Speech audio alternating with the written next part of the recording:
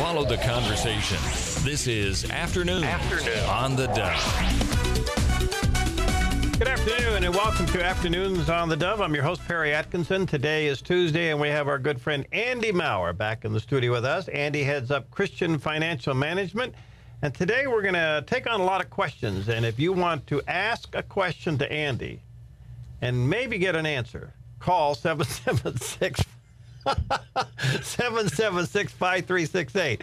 And we'll try to see if we can get you an answer. 776-5368. Just kidding you, Andy. Good to see you, buddy. I think that's a great idea. I always get the, I'd ask you the question, but you'd answer it, da-da-da-da-da-da. Yeah. I said, well, even I'm interested on what I would answer some of these questions. Really? You want to know? Yeah, well, see, the whole issue here is that when the Holy Spirit is talking to you, the Holy Spirit is answering the question.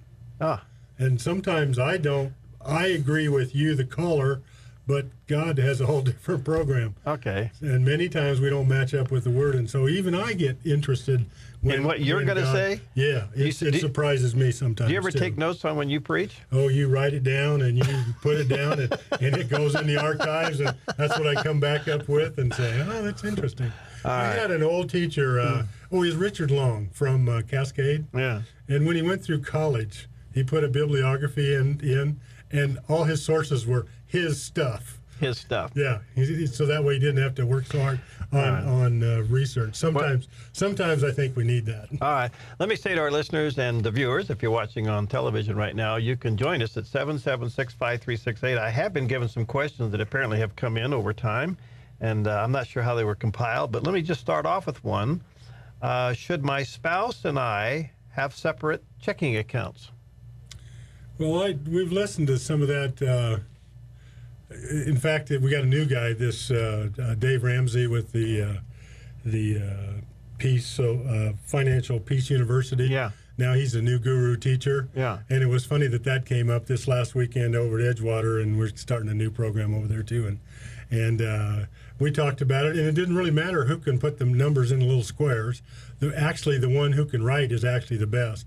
But, because one can write and one can't.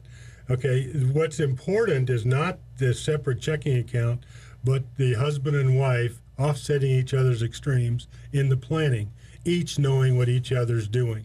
If it takes a separate check for her spending, a separate account for his spending, and another account even for the joint household, just to keep track of it and have stuff, then that works fine. But to argue over the account over his money or her money or this budget or that budget, then we've got a problem. So whatever the accounts we have used before, separate accounts is the same as using envelopes. Mm. And so you can put money in envelopes. And if separate accounts make you be able to stop overspending, okay, then try it. If it works, great. If it doesn't, don't. Okay, well, so you put $25 in his envelope, put $25 in her envelope. Yeah, we should have his and her spending, and we shouldn't have account to each other anyway. Mm. So that's all part of the budget, and so we have those items. One shouldn't be in control of the other, but that's what we talk about. That's the problem with money in marriage is who's in control of the money is in control of the marriage, and the other spouse suffers for it. So we don't want the money. With the money is just what pays the bills and moves things and all that stuff. We don't want the money to dictate the value and all that stuff. So should we have separate checking accounts? Okay, or no? The banks are really pushing now for debit cards. They don't even want checks. So we're going to have we got some new things going on with this cashless society that's heading off into Revelation. So I don't know what we're going to get to when we get there, but the attitude is still the same. All right, let me again let our viewers and listeners know if you want to ask Andy a question. Boy, what a great opportunity. We actually got him in an answering mode right now. The number is 776-5368. All right. I have how many people we're talking to and how much trouble I can get into? Well, I know that's and his home phone number is no. Anyway, a couple of credit cards. We have a couple of credit cards and a car loan, and we want to get out of debt. Should we start with the highest one first, or what? You know what I do is the first thing you have to do is come up with your basic budget, your bare bones budget. So you add it all up to see how much you can afford to debt. And then I take the debt off the side, and I list the largest down to the smallest, and then I start paying on the smallest, because usually what happens if you pay on the biggest, you get discouraged about halfway through, and then you go out and buy something. And of course you're broke, so the only way you can buy things is use credit, or it seems like we get the letter in the mail that you got $75,000 free money, and anyway, about the time you get real tempted is when Satan pops it in. Seems like, the car loan is part of the debt we want to use. This is kind of a loaded question because I have a couple of credit cards. We've taught when we started this ministry, we said cut up the credit cards, throw them away, and you'll be fine. Well, the problem is you use credit cards for a reason. If you don't apply a clothing budget or a food budget or a gas budget, then you're forced to use credit. And most of the people that use credit because they don't have any money. It's the only time I remember talking to my kids, and I said, okay, now we got $100, and you got a credit card or you got a checkbook, and you get to use either one for that $100 that we put in the bank. Well, no, if I have $100, I don't need a checking account or a credit card. See, they knew right then that you use credit cards when you don't have any money. So just to cut up the credit card doesn't solve the problem. That's why in each one of these questions, I got to go back to, you still have to have some place to stay, you have to have something to eat, and probably have to have some kind of automobile with insurance and gas in it. And those are probably the needs that Timothy talks about, God meeting your needs according to the riches, or God meeting your needs. You know, you need food and covering. And so we do have a need part of the budget, and that dictates the surplus that we have, that we can send some to pay the debt off. So what you're saying is, if you have a couple of credit cards and you got a car loan, and you're saying, all right, I really feel led of the Lord to start working those down and get out of debt. Start with the smallest one first, because you can see an accomplishment faster, and that motivates you. Yeah, keeps you motivated, keeps you want to do it. It gets exciting to get there. We were talking, I got a guy who wanted to go into counseling, and we were talking yesterday. And I said the problem with us old guys counseling is we have been in debt, out of debt, in debt, out of debt, in debt, cycles of life through teenagers and marriages and getting daughters married and da-da-da. I mean, you get into debt, you get out of debt, you get sickness and hurts, and you pay the bills off. If you go through a period of overspending, you have to go through a period of underspending. And so we've been through those cycles, and we know those things come about. And so we don't really get that excited about it. So what we want to do, again, we're back to the planning. And yes, I try to get a hold of Larry Rogers again, and he's my planning guy, and so we need to really plan a plan. We talk about not so much a budget that punishes everybody or tells you can't do something, but a spending plan, how you are going to spend your money, so that you're dictating to your money instead of it dictating to you. We're always got too much month left than when the money's gone. But if we have a spending plan, then we can see the problems. Where are we at? We're in September. I wish everybody would do their taxes right now. Really? Yes, so that you could figure out how much tax you owe, whether you have a return or not. And so then we got 3 or 4 or 5 months. And you know how much to spend on Christmas. Yes, we can make adjustment, how much to spend for Christmas, or give or undergive, or get the tax write-off, or get the shelter, or make the investment, or put it in the IRA, but have 2-3 months worth of planning.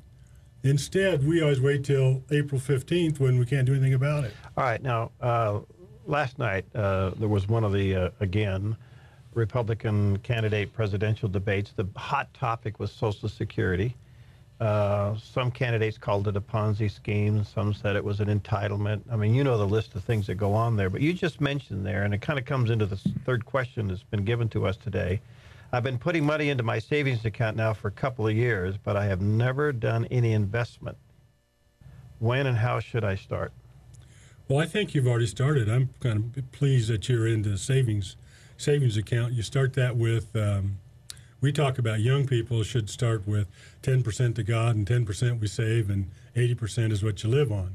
Well, you create the savings account, and the first thing you try to do is to accomplish the 3 months worth of income in a savings account, and that's not an investment account yet.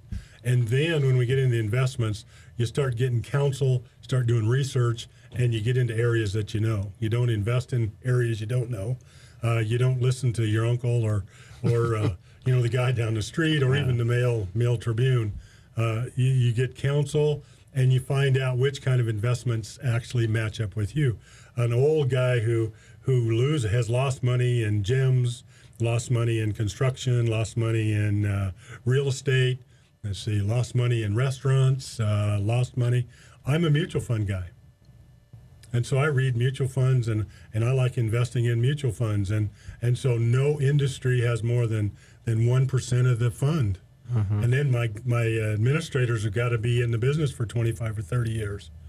I mean, I don't want any of these young 45-year-old kids who graduated from Oregon Business School that think they know everything. I want some old guy that's got gray hair and hair growing out of his ears. I mean, been through a couple cycles.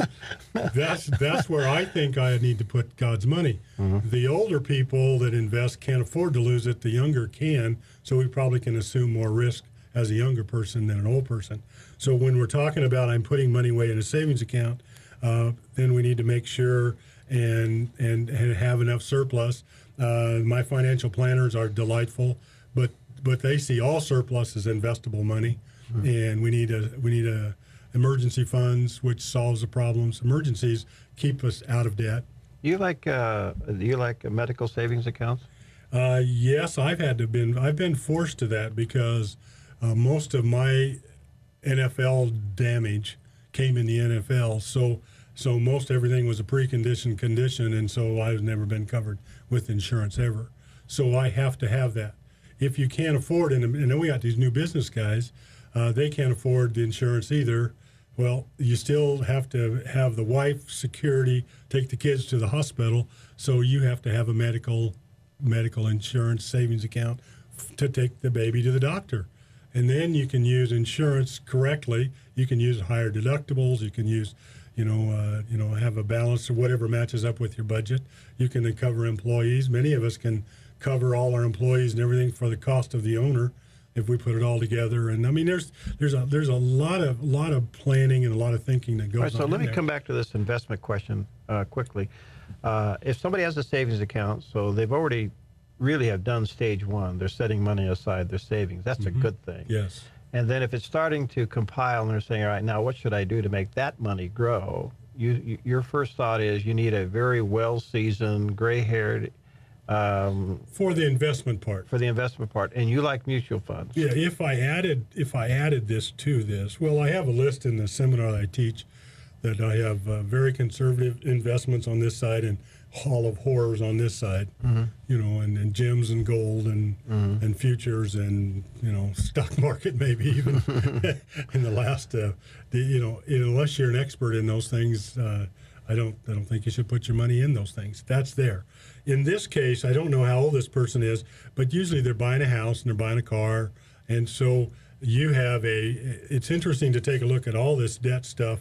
And if I take the 4 or 5% that cost you of the debt against your return, usually people's portfolio is in a minus number for the whole length of their investment idea.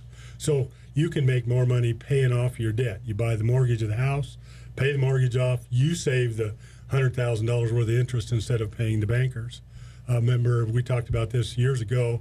Nikkei, the banker, met us at the door after the show, and I mean, because to a bank, this is all profit to them. And everybody has their self-interest. And I'm trying to take the profit away from the bankers and give it to the individual. And I said, no, you're doing fine. He was running the bank correctly. He was doing a great job banking. But we're trying to sit here and trying to look at the individual portfolio. So if you have debt, that is a negative drag against your return. So we'd probably make more money You can make more money paying off your mortgage than you can putting it in a mutual fund. All right. Let me take a quick break. We'll be right back. Andy Mauer's with us. He heads up Christian Financial Management. What a great opportunity. If you have any questions about how to manage your money according to Scripture, give us a call, 776-5368. And if you want to remain anonymous, we'll respect that request as well. But take advantage of him being here, 776-5368. You talk about a seasoned, experienced, and hair growing out of his ears. Here he is, Andy Mauer. He's here to take your calls. We'll be right back. This is Afternoon on the Dove. Follow the conversation. This is Afternoon on the Dove. Well, we're back, and Andy Mauer is our special guest today, and certainly no stranger to a lot of folks. He's been doing Christian financial management for over 30 years, and he's here to talk about how to manage your money according to the Bible way. And by the way, if you have any questions, you're more than welcome to join us. The phone number is 776-5368. We can conference you in, whether you're watching on the Dove television right now or if you're listening on the Dove radio. Take advantage of Andy being here, 776-5368. And if you want to couch your problem in a scenario so that it doesn't sound like you when you're asking a question about a friend, yeah, we can handle that too. And feel free to give us. We've been answering these questions now for a couple shows now, and I came out of it last time kind of frustrated because people. It sounds like when we talk this way that we're giving opinions. So if you can draw the conclusion that this is just our opinion, you don't have to deal with it. Mm-hmm. So when I went back to my business classes and we started talking about it, I pulled up Luke 14:28 and asked, can I teach to keep your finances current? Can I teach that? If it says, if Jesus is telling the business guy, look at the business guy, he calculates the cost of the tower before he starts building, so we don't ridicule him when he can't finish.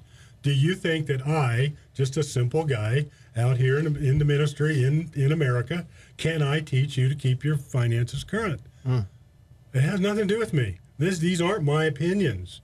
This is the balance that God has put with the Word. And I'll give you another verse. And can I teach that from there? Sure. It says to make a plan, that you make your plan in your heart and you commit it to God. Can I ask you to come up with a plan, write the plan down, and commit it to God and let Him direct the steps? Can I teach that? Yes, that's what the Word says. It's not my opinion. It's not a theory. I mean, we got some theories out there. Because we got Obamacare and we got Obama this and we got the House and Senate coming up with their theories. And of course, we already did Roe v. Wade, and that took away about 30% of our future markets for the last since the 60s. So, I mean, we got people with all their infinite wisdom causing all the grief, and then we think that the government is going to solve the problem. And no, we don't. No, okay. Let's read what the Bible says, and can we, teach what the Bible says? Let me take a call here. Hi, Jan. You're on air with Andy Mauer. What's your question today? Hi. Thanks for taking my call. The question is regarding credit card debt. I have a family member that doesn't know how to handle finances, has run the card up, and I'm trying to help them. And basically, this person really should not have credit. And I sent a letter to the credit card companies, and I don't get any response. And I need to know how to work through this. Why is this your problem? Well, that's kind of personal, but it is my problem. You did. You answered it correctly. Are you co-signing the loan and on the responsibility for all that? No, I'm not responsible. Yeah, I like the person. The person. It is interesting that if the person doesn't know he has a problem, you can't deal with it. All of our counselors here talk about dealing with debt and dealing with drugs and alcohol and everything. And you have to realize you have to have a problem. And so I usually don't deal with the second party, but the individual. But the credit is it's an interesting industry in that the credit card people are encouraging banks to send out credit to everybody because they need 30% defaults to keep their collection industry going. Oh. I mean, so your letters will fall on deaf ears because they don't care that you can't sign your name or you overspend. Or we know that if you use credit cards, you'll spend 30% more than if you use cash. So every business puts in credit cards. We know that 30% of those people will default on their accounts, and then we have those. The whole collection industry is in operation. So there's a huge business going on. It's another entrepreneurial business, and then of course that goes with the check cashing and the Pawn Stars and the. Okay, so her question is, what should she do? Should she just get out of this deal? Well, it's a sibling. It's a sibling, and he really doesn't understand about credit. He Can you take the card away from him? Well, I mean, right now there's a limit. I mean, he's reached his limit, so they're not extending him any more credit. Perfect. But he has to. It'll work. He's getting this bill for, every time he doesn't pay it, they add another $39 on because he didn't pay it. That's right. And then eventually they will go to district court and get a judgment, and then they can go to collection, and collection can collect it, and it'll show up on every problem, every deal that he has, and he'll have to deal with it. Mm-hmm. It will not disappear. He will have to deal with it. Now, he can deal with it up front and immediately, or he can deal with it later. Mm-hmm. That's the old oil commercial in your car. Let me ask you this, Jan. Does he recognize he has a problem? Not really. I mean, he doesn't. Like I said, he really doesn't comprehend. It's more of a brain power issue than a No, so he doesn't. Moral issue. He doesn't believe that he has a spending problem. Well, it's okay. It's okay. The card. Let's assume that the card, giving him the card. I don't know how old he is, but he has the card. He gets them because they mail them to him.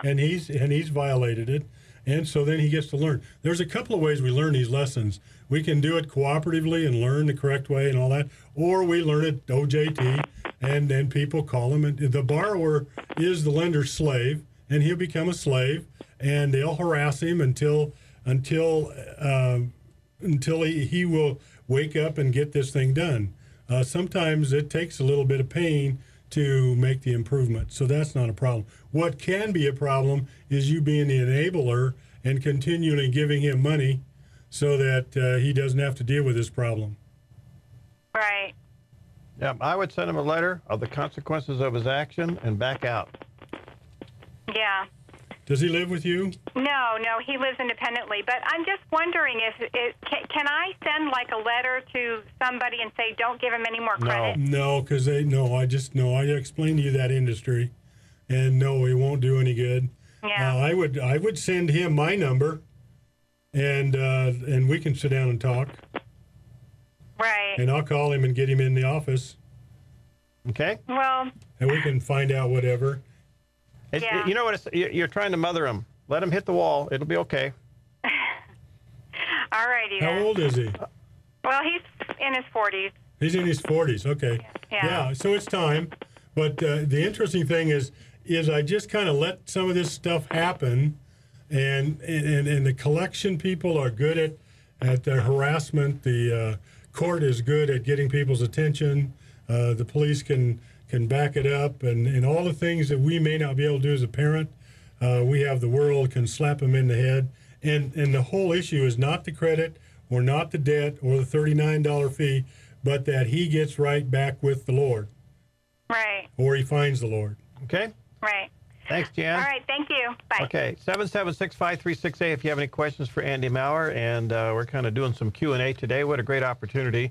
Whether you're watching on television right now or if you're listening on the Dove Radio, 776-5368. All right, here's a good question. I just got out of college. I have some student loans to pay off. My first job pays roughly $40,000 a year. Should I wait to get out of debt, in other words, pay off my college loan before I buy a house? We always talk about that. If to buy a house, if in fact you think you're going to live 7 or more years in your house, then it's probably wiser to buy than it is to rent. But the costs are pretty close to the same for 7 or 8 years. mainly the people who had never had a house probably need to rent to find out what kind of house they want and where things ought to be and how much it costs and all that stuff. We talk about this to motorhome people. If you want to buy a motorhome, go rent one and go take a trip. Mm-hmm. Go rent one and take a trip. Oh, I'm about to tear up the studio here. Yeah. Go rent one, take out a trip, and you'll find out how much it costs. And you can't afford it, or you don't like it. But don't go buy one first. Well, the house thing is almost the same way. And in this case, you're going to make more money. You need to get on a budget with your $40,000. Again, we're saving. We're getting us. We're tithing, saving, and paying off. Living, and then we're paying off that student loan, and we get into a regular savings program. And usually, when we pay off the debt, what's interesting about this whole cycle, which is easy, is once you pay off the debt. And you stay with your same lifestyle, that debt ends up with your investment program eventually. And then you'd have no drag against the return. Then you don't have to take a 8 or 9, 10, 15% return because you don't have any negative drag. And so it works really good. All right, let's take Bernie. Hi, Bernie. You have a question about Chapter 11? I'm a little bit. I got up to my neck here. I'm only 35, but I just some things have, with the economy fall, I just haven't been able to keep up. And I've been considering actually going down and getting a lawyer and trying to file Chapter 11, but I'm just wondering what would the repercussions of that be? The repercussions of filing bankruptcy? Yeah. It's just a pain and a problem, and the interesting thing that I had to do when I went through my situation was I had to prove to myself that God is big enough to meet my needs. And he says on Psalms 50 that he would, if I honor him most high, he'll rescue me in my day of trouble, and that I had to then prove that God is big enough to solve these problems. In your finances, you take a look at your budget and find out your bare bones little bit amount that it takes you to live, and then list the debt. And then we start paying on the debt a little bit at a time. But we have to get back to not overspending, and the bankruptcy will take care of itself. If, in fact, the reason we file bankruptcy is to protect all our creditors. And if one creditor decides to take all your money, then we file to protect everybody. But otherwise, we don't file to escape our responsibilities. We file to protect creditors. All right. So we need to work on a budget and get you living again, get you settled down and relaxed, and find out which debts have to be addressed early and which ones can be done later, and work on it and recover from this downturn. I came in on the middle of the show. Are you here local? Yes, I'm here local. And what's the name of your company? Christian Financial Management. Christian Financial Management? 776-0036. Okay. All right. I expect you to call this afternoon. Thanks, Bernie. All right, we'll take a quick break. We'll be right back. Andy Mauer's here. Hey, give us a call. 776-5368 is the number here. And the number to his office, 776-0036. But he's here, so you don't have to call there. So call here, 776-5368. We'll be right back. Follow the conversation. This is Afternoon on the Dove. Follow the conversation. This is Afternoon on the Dove. Well, how's your money management going? Andy Mauer's in the house. He heads up Christian Financial Management. And today we're taking your phone calls. So if you have any questions about managing your money, give us a call, 776-5368. Whether you're listening on the Dove Radio right now or watching on the Dove TV, we'd love to have you give us a buzz. Here's a great question. Our daughter is getting married in the spring. We can't afford to pay for all the things that she wants in her wedding. Should we get into more debt? We're still paying off her student loan, or should we just tell her up front we can't afford it? Having been through a couple daughters will break you, by the way. Or horses will. Daughters horses, or horses. All those things, cars, whatever. Yeah. When we went there, it was interesting and my daughters, both of them were different. So one would, there's not enough money in the world to spend, and the other one will always have a surplus. But what you do is you look at your finances and you come up with the amount of money that you can spend for the wedding. And you tell them that's the amount of money they get. And if you underspend it, you get the surplus. And if you overspend it, then we're not going to get any more. But you sit there and you tell them, oh, no, and then, now we're going to tell, the parents are going to call them, oh, no, it's their first wedding, and da-da-da-da-da-da-da-da. Hopefully it's their only. But you never know about those things. But you probably, we just took all the money. We're never so broke. Our two daughters got married 30 days apart. So we had to take two weddings in the same year? Yep, in the same year, just a real short time. And we put the money, we just took everything we could. We stripped all the mutual funds, everything we could to keep everything free, and put the pile of money and divided it in half and got them married. Okay, got them married. 15, 20 years later, we have new problems. That's what I said. You go through cycles of life, and now we can't afford soccer shoes for the grandkids. It's always something. All these kids are growing a foot a month, and so what you bought last month that doesn't fit this month. And then Coach wanted red ones, and you got blue ones, and so. At what point do you stop enabling? These are all struggles. At what point do you stop enabling adult children? That's an interesting question because. I realize there's tough times and there's moments you step in that it's a hand up, not a handout. But if there's one of the problems that I have run into with people coming to my office is they're constantly bailing somebody out.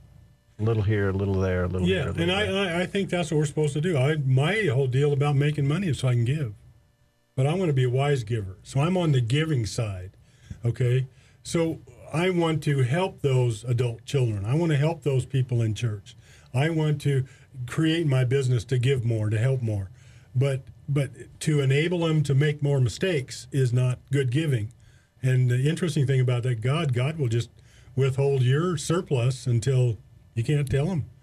When you got money and you don't use it correctly, God can make that money disappear to discipline that child. God only has kids. He doesn't have grandkids. And he doesn't have stepkids. He just has kids, and so he takes care of all of them. And over 10,000 years, we've watched God raise some pretty good kids. And so I know he knows how to do it. And we would like him to use you, but he may not. He may want to get you out of the way to deal with that child or deal with that couple or that ministry or whatever. Any number of things are going haywire. God can dry your surplus up in a heartbeat. What do you do at your house for Christmas? Do you still buy gifts for everybody? Yeah, we still do. We still pick and choose, but we've come up with lists, and we talk about the money that we have, and we come up with, and if you're not on the list, you don't get any, and sometimes the amounts of money get smaller, and sometimes they're larger, depending on the year. One of the keys that I tell dads and grandpas is that the Christmas is only 1 hour on Sunday morning, but the vacation is a whole 10 days. And so you better have more money for the 10 days they're going to be home than you do for the Christmas. Okay, so don't spend it all for the presents, because they'll all break in 2 hours, or they won't work, or they'll run out of batteries, or whatever the deal is. But they'll want a pizza by 4, and then they'll want to go someplace, go skiing by, and on and on and on. So we can't just spend our money out of control. And you can't use credit because the bill will show up in January. All right, let's take a call. Hi, you're on the air with Andy Maurer. You got a question about adult kids and birthday giving, right? Yeah, kind of similar to what Andy was saying about Christmas. Christmas, we've always tried to put it together and get everybody, the children, grandchildren, gifts. The question's come up recently with my wife and I as far as adult children, son-in-laws, our own daughters in their 30s, whether we still purchase birthday gifts for them. The key to what you just said was your husband and wife. That is absolutely awesome. Okay. Because one is cheap and one is generous. And each circumstance will be different. So the balance between the two, whatever you agree on, will be the right amount. Okay. Okay, and you we're just not in negotiate it out. We're not in any agreement. That means it's not done yet, and communication has to continue. Okay. Yes. I mean, I'm a Scrooge, and my wife has a gift of giving. And so she wants to give $1 million, and I don't want to give any. So we have heated discussions on this thing, and I get called all kinds of names, being terminally tight or passionately frugal. I mean, I have all those gifts, and then, you know, and after they're 4, they're adults, and so don't give them any gifts. Okay, that's my mentality. Right. So God has blessed me with a wife who takes care of all that. Okay, now she has the gift of giving. So from my budgeting side, I have to fund that a little bit to make sure that she has that gift, that she can exercise that gift. And that takes communication and takes balance.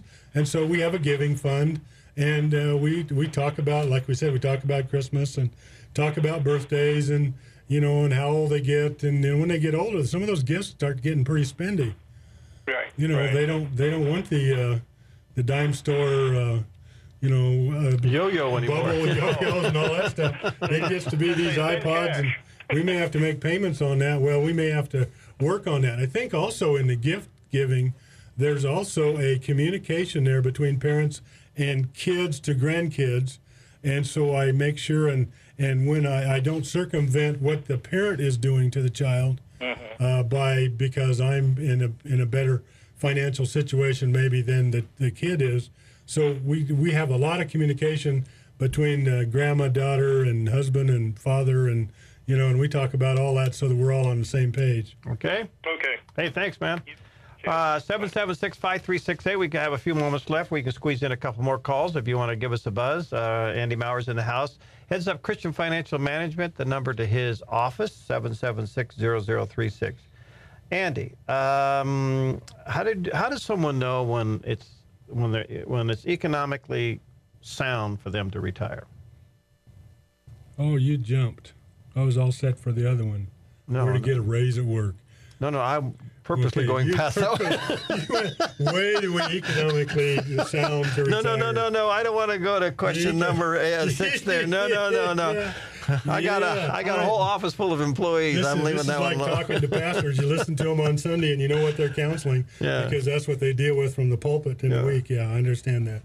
How do you know when you're economically sound to retire? I don't know if you ever are economically sound to retire, but we do have a budget. We do have a plan, and we make it there. But it's interesting that no matter how much we have, there's a fear of running out of money that I seem to deal with. My grandfather says, you're in finance, and you know, and he died at 104, and at 99 and 100 and 101, he'd get me aside, and he was worried about his Social Security running out. I said, yeah, Social Security might run out, but not in your lifetime. Well, you know, that was quite a generic comment when he was 70, when he was 80, when he was 90. I mean, that's 30 years there that we have long-term planning. My 90-year-olds talk completely different than my 60-year-olds, okay? But fear of the future is in God's hands, so I don't worry about that, okay? I do work on getting debt-free. I work on cutting things down. I make it simple, try to pay things off. We learn to operate with less. You won't need as much. My financial planners, I had another comment here about financial people who rent money, people who sell fear. All this is where we're getting our counsel from, not from your life. Retire. Are you going to retire? Well, you know, I'm not going to retire. I haven't found the word retire in the Bible. I've retired about 5 times. Every time I change occupations, I retire from one and I go to something else. Okay. And you and I can jack our jives for Jesus for probably forever. Yeah. I mean, I might not be able to get in the chair very easy, but, you know, we may have to lower this counter and, you know, and do some of those things. But the principles are still the same. The life is still the same. And, yes, we do. I think it's interesting to if God blesses you with a surplus, I think we have an Ecclesiastes 6:3 deal about you should have a surplus, you should have a diversified portfolio, you should have money coming in to live on, okay? I think that some of us are in ministry and we may never have any money.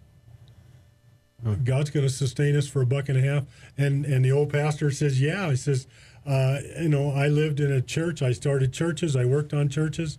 We never had any more than one paycheck away from being broke my entire life. And then I retired, and this one church gave me a piece of ground, another church gave me a trailer, and I have my house and my little Social Security, and I overlook the Willamette River. So it's one of those. It's one of those God taking care of His people deals. All right, okay. I got about a minute left. I'll give you a chance. Did I do good not answering that? No, that was good. We ought to run you for public office. That was about as slippery as you can get. So what about what's the best way to ask for a raise at work? Well, it's the same way as we deal with our credit. Get your budget in order, actually take a look at it, and add it all up, and then show your boss. Show your boss exactly what you're spending, and then we challenge. Why is that his problem? We challenge bosses to see if they could actually live on what they're paying the people. Okay, but my problem is, and that's just a huge amount of problems. Okay, first of all, the business got to make a profit. Okay, we got to do that. Yeah. Secondly, the people have got to. I don't know if we need to pay for iPhones and 5-screen TVs and 6-wheeled cars and all the stuff. I don't know if that's all. And we've already talked about credit cards, house, debt, increase our costs. I don't know if you're supposed to do that as an employer. It's a messy deal, but come up with a plan. Talk to them. All right. Andy Maurer, thanks, buddy, for being here today, and he'll be back. We can take more questions in the future. In the meantime, if you need to talk to Andy privately, his office number is 776-006-0036. He operates on a donation basis, so give him a call, 776-0036. Thanks, bud. See you next time. Don't call, send in the money. Okay, there we go.